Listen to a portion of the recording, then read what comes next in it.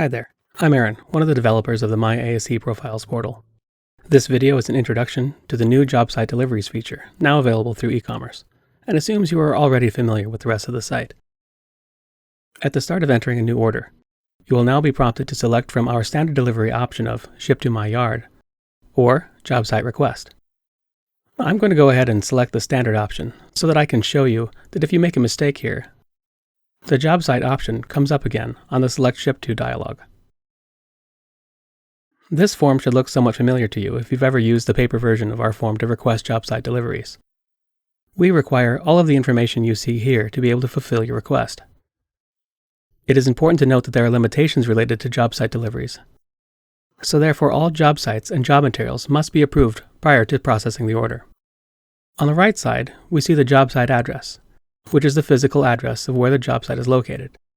If there is a chance that the delivery cannot be made at that address, we also provide a backup delivery address. The first field here is a search, which makes filling out the form much easier. In case Google Maps cannot locate your address, you can manually fill out these fields instead. The map image you see below will be included on the printout that is given to the driver. Here on the left is where you enter your requested delivery date. But remember that this is subject to change depending on the standard delivery route and/or unloading method you select below. Below that is the advanced delivery notice, indicating whether your contact below should be called prior to arriving on site. Next is driving directions.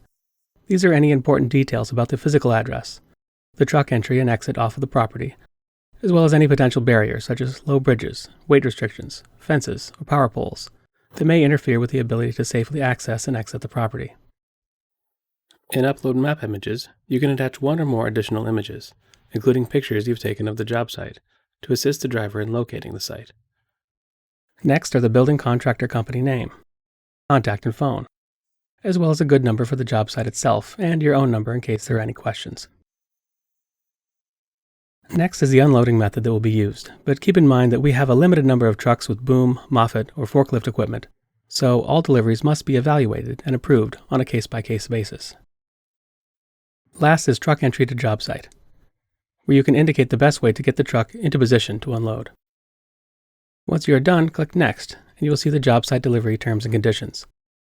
Please read through this to make sure you understand what commitments are being made, including the fee for this service and the return fee.